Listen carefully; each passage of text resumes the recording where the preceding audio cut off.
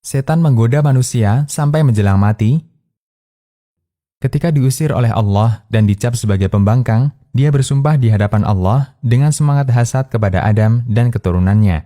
Iblis menjawab, "Karena engkau telah menghukum saya tersesat, saya benar-benar akan menghalang-halangi mereka dari jalan engkau yang lurus. Kemudian saya akan mendatangi mereka dari muka dan dari belakang mereka, dari kanan dan dari kiri mereka. Dan engkau tidak akan mendapati kebanyakan mereka bersyukur atau taat." Quran Surat Al-A'raf ayat 16 dan 17. Dalam hadis dari Abu Sa'id Al-Khudri radhiyallahu anhu, Nabi SAW bersabda, yang artinya, Iblis bersumpah, "Demi keagunganmu ya Rob, aku tidak akan pernah berhenti untuk menyesatkan hamba-hambamu selama ruh mereka masih dikandung jasad." Allah berfirman, "Demi keagungan dan kemuliaanku, aku akan senantiasa memberikan ampunan untuk mereka selama mereka memohon ampun kepadaku." Hadis riwayat Ahmad dan dihasankan Syu'aib Al-Arnaut. Atas sumpah ini, iblis dan bala tentaranya sangat antusias untuk menyesatkan manusia, terutama di suasana-suasana genting ketika manusia di posisi sangat labil. Dari Jabir bin Abdullah radhiyallahu anhuma, Nabi SAW bersabda, yang artinya, "Sesungguhnya setan mendatangi kalian dalam segala urusan kalian." Hadis riwayat Muslim. Setan mendatangi manusia ketika sakaratul maut. Itulah detik-detik yang paling menentukan nasib manusia di akhirat. Karena semua amal dinilai berdasarkan ujungnya. Di saat itulah, setan tidak akan menyia-nyiakan kesempatan. Bisa jadi, dia akan mendatangi manusia ketika kematian. Karena itu, salah satu doa Nabi SAW, beliau memohon perlindungan kepada Allah agar tidak disesatkan setan ketika kematian. Dalam salah satu doanya, Nabi SAW mengucapkan, "Wa a'udzu bika ayyatakhabbatani syaitanu 'indal maut." Yang artinya, aku berlindung kepadamu agar tidak disesatkan setan ketika kematian. Hadis riwayat Ahmad, Abu Daud, dan disahihkan Al-Albani.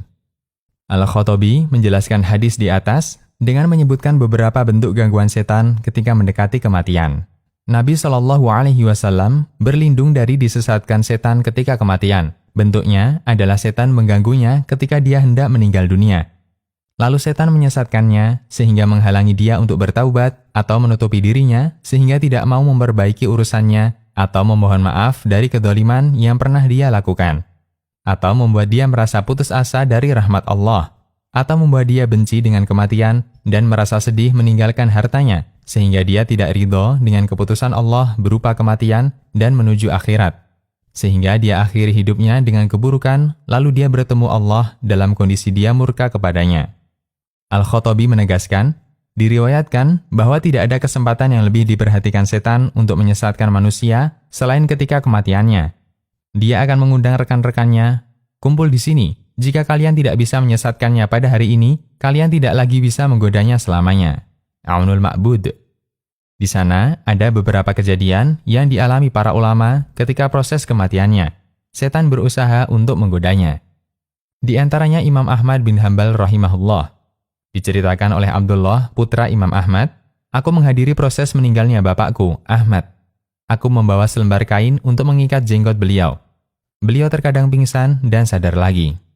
Lalu berisyarat dengan tangannya sambil berkata, 'Tidak, menjauh, tidak, menjauh.' Beliau lakukan hal itu berulang kali, maka aku tanyakan ke beliau, 'Wahai ayahanda, apa yang Anda lihat?' Beliau menjawab, 'Sesungguhnya setan berdiri di sampingku sambil menggigit jarinya.' Dia mengatakan, 'Wahai Ahmad, aku kehilangan dirimu, tidak sanggup menyesatkanmu.'